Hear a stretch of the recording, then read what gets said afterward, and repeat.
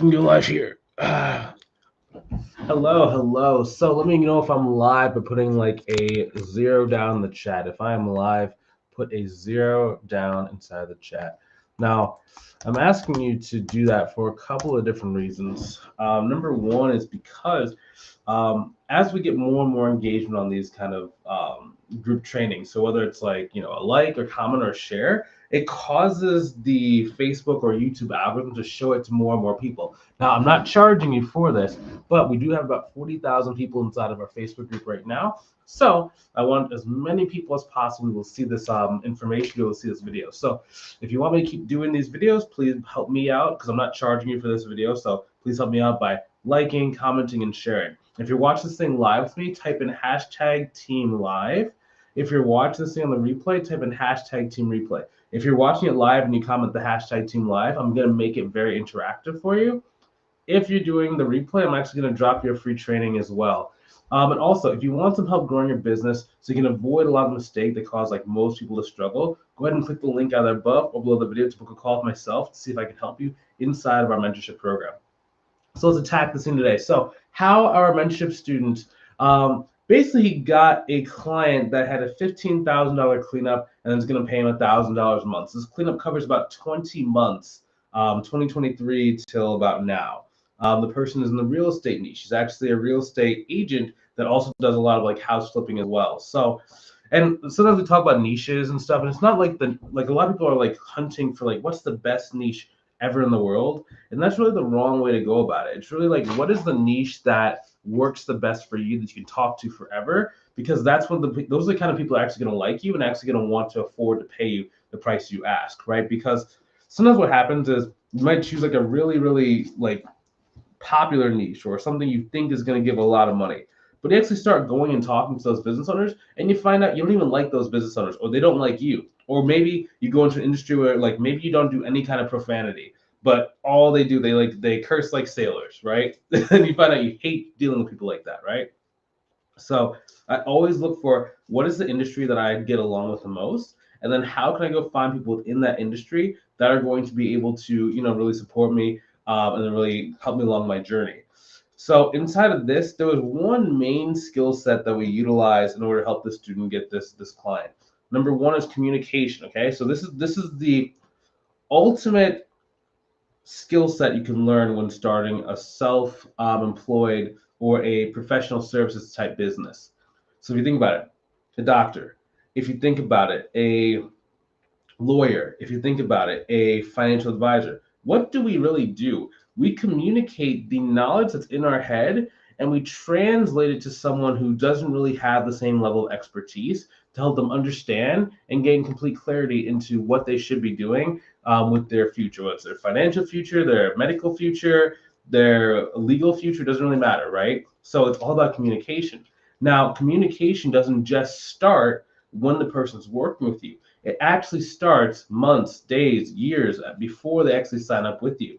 And the better you get at communication, the easier it's going to be to get a long line of people that are waiting and wanting to work with you. If this student keeps up this pace, he could probably be he's getting about a client a week for like the last like 3 weeks. It took him about 2 weeks to really kind of get the hang of our messaging script inside of our training portal. But now he's got about a client every single week since then. So I'm really excited for him. Like it's not taking a lot of work. The one thing that I do notice with this student is like every time that this student does work, he gets a result.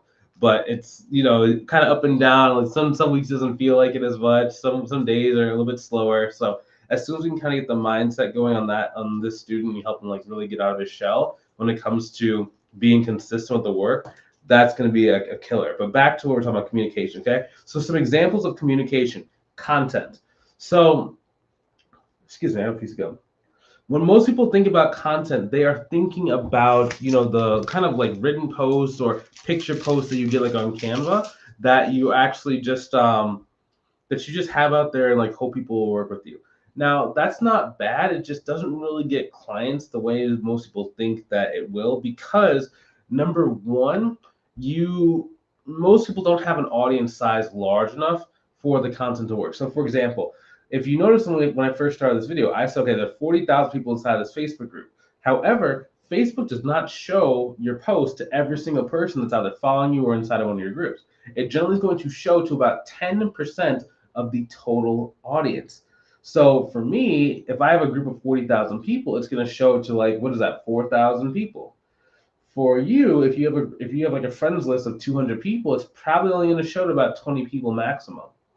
That's just not quite enough, especially if like you have 200 people that are all like friends and family or people from like your corporate life, right? It's just not quite enough. So a couple different ways you can think about content. Number one would be like posts that you make.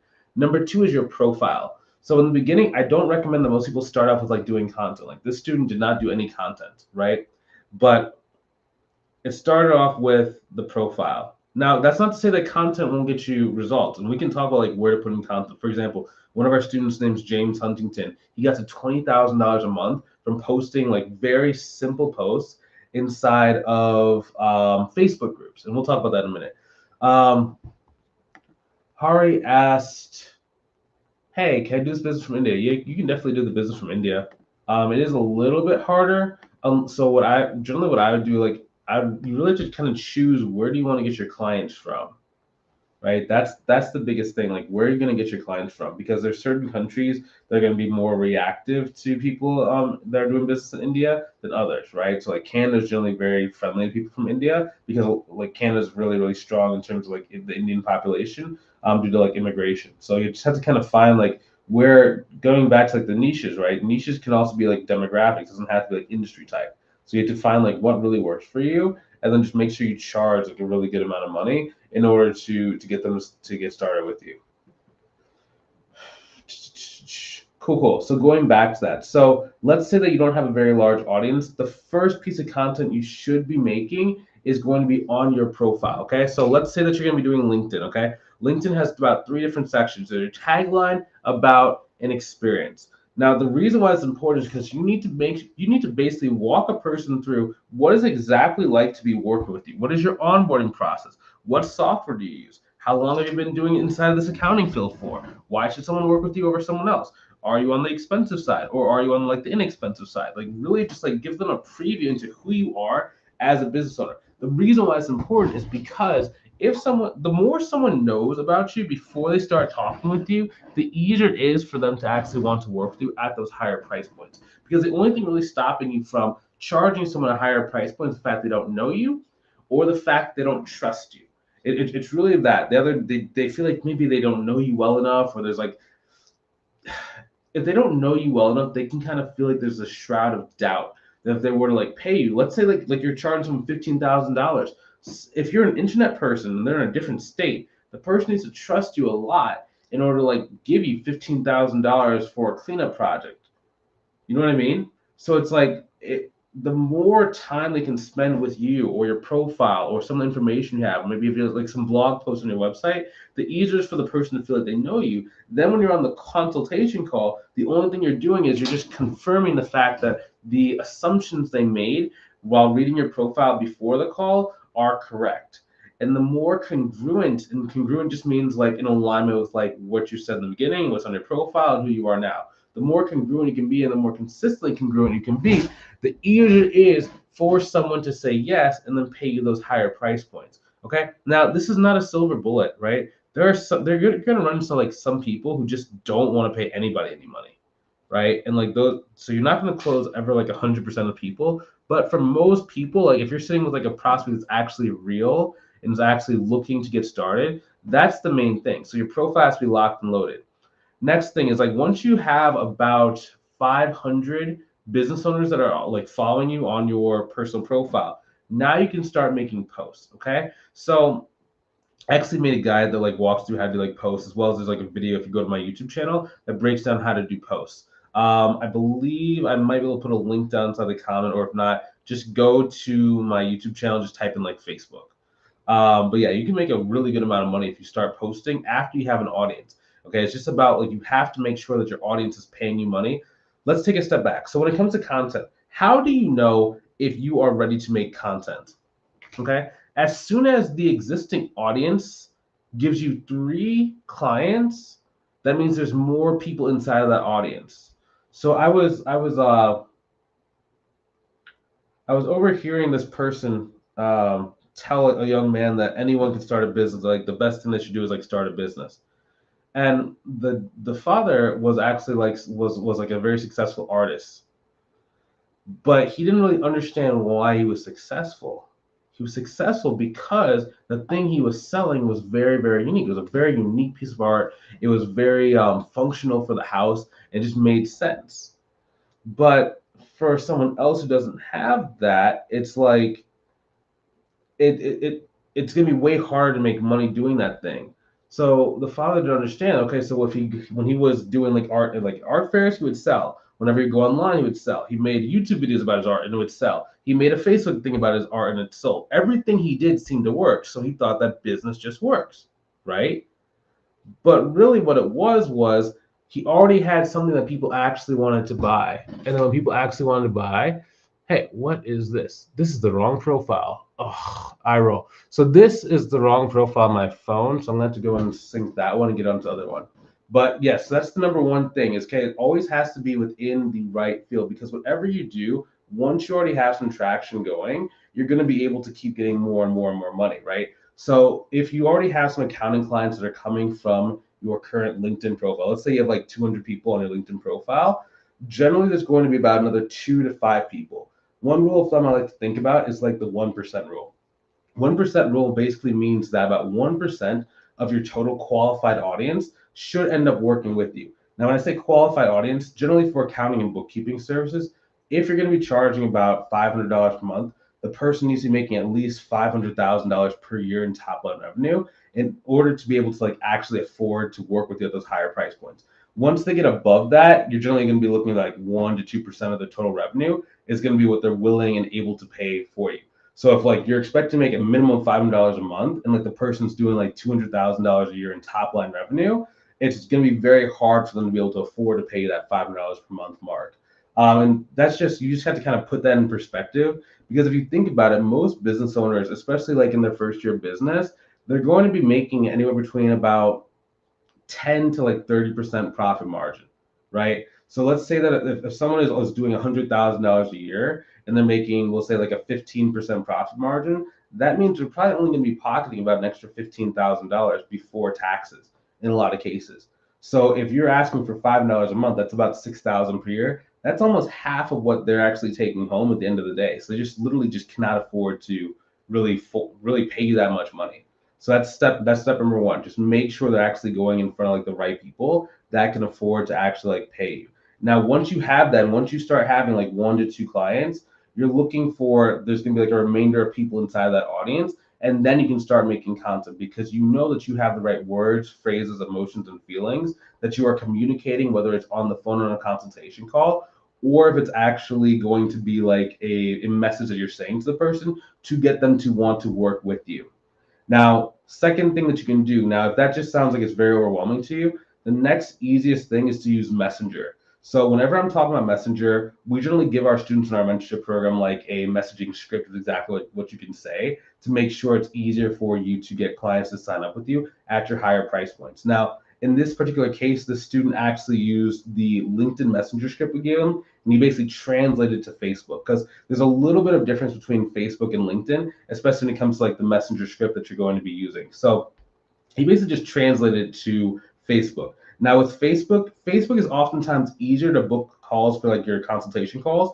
It's harder to see if the person can actually afford your services before they get on the call with you. So we're always trying to figure that out as we are talking to people and as we're like messaging.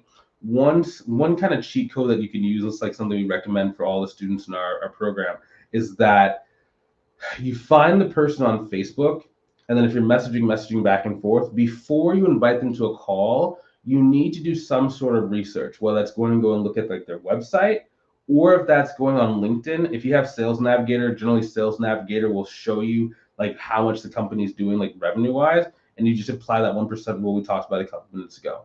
Assuming that they actually have passed that 1% rule, now you can start, inviting them to the phone call. Now you can start inviting them to the consultation call, because you know that they are able to afford like your service. Now, when you mix like someone who has the ability to do your service, as well as like the know, like, and trust factor we talked about earlier, where they actually like you, that's where you have that combination of people actually wanting to work with you, but also being able and willing to pay those higher price points. So it just makes things a lot more effective. And then once you have that pattern down with Messenger, you really don't have to change your Messenger scripts up that much once you have it down. Like for me, for example, I use 3 different Messenger scripts that basically have the same 3 to 4 messages. I repeat over and over and over and over and over again, just consistently over time. So once you really have that pattern down and you understand like how many people you need to speak to in order to get a certain percentage of people on the phone, it's just so much more consistent for you to be able to do that over time.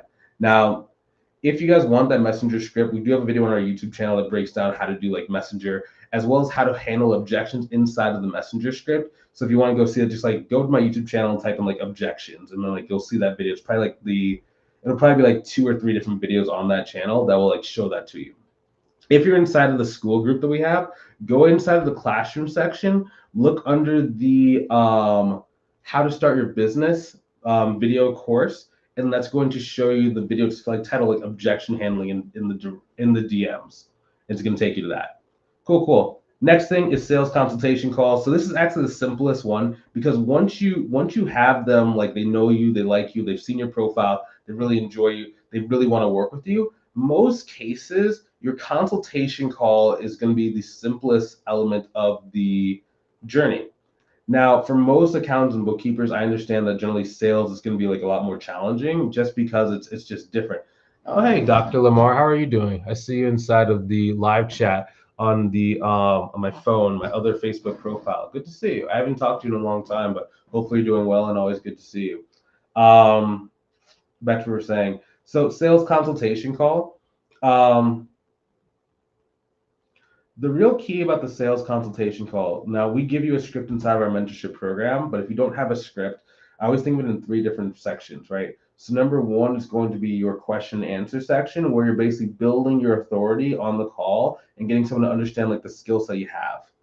The second element is going to be your presentation. So you basically use all the information you learned in the question and answer section to basically design how you're going to be talking to the person about how you're going to help them, like in the most relevant way, right? So let's say that one of their challenges is that they always run out of inventory right before Black Friday, okay? So part of your accounting pitch is you're going to help them with their cost accounting to understand like their inventory reports, inventory turnover, and just making sure they don't run out of inventory on like, Q4, it's like the biggest time in the year for most like retail stores, right?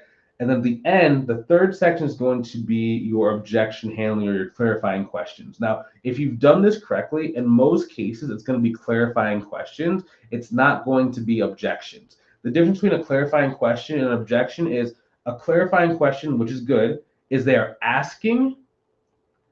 A objection is when they are telling. Asking means, where am I going to find the money? How can I make this work? Is there a way we can break it up to a payment plan? Those are good questions. Bad questions or objections are, you're too expensive. I can do this on my own. Why do I need to get started with you right now? Let me think about it. Okay? So assuming you've done your consultation call process correctly and you've done your messenger call process correctly and you've done your profile correctly, you should only be getting clarifying questions. Now, the other caveat with clarifying questions is oftentimes the deals that are going to come back to you within 3 to 6 months are people that maybe say like they're a maybe or they just can't do it right now. And they have to like either save money, they have to go and get a loan from the bank, they have to go and like sell some more of their equipment, they have to go and get rid of some of their excess inventory. Those people are generally going to be saying they want to get started working with you, but they have a very definitive reason as to why they just literally cannot do it at this moment in time. So as long as you have clarifying questions, you try and get these people who are willing and able to get forward, like moving forward today, if you can get those people to go. And then the ones that just have some like obstacle in the way, if you can figure out a way to like follow up with them for the next like 3 to 6 months, they generally will come back. Now, if you don't have a good follow-up process, we have a really deep YouTube training about follow-up, okay? So if you want that, just go type in like my YouTube search bar, follow up. So generally how we think about follow-up is like a 15-day cycle. Very simple. Now, this video is getting a little bit long. I like to keep it right around like 20, 21 minutes. Or else Facebook is generally going to get like to show to less and less people. So what I'm actually going to do is if you want some help growing your business and like maybe you've been trying to grow your business, but just not quite going the way that you want or the way that you hoped, and you feel that if you had someone that could take you by the hand, had a proven process to help you go and reach your goals, would be helpful. If you feel that that's the next step for you, go ahead and click the link inside the description, either above or below the video, to book a call with myself to see if I can help you inside of our mentorship program. Okay? I will talk to you soon. Hopefully, have a good rest of your day. Take it easy.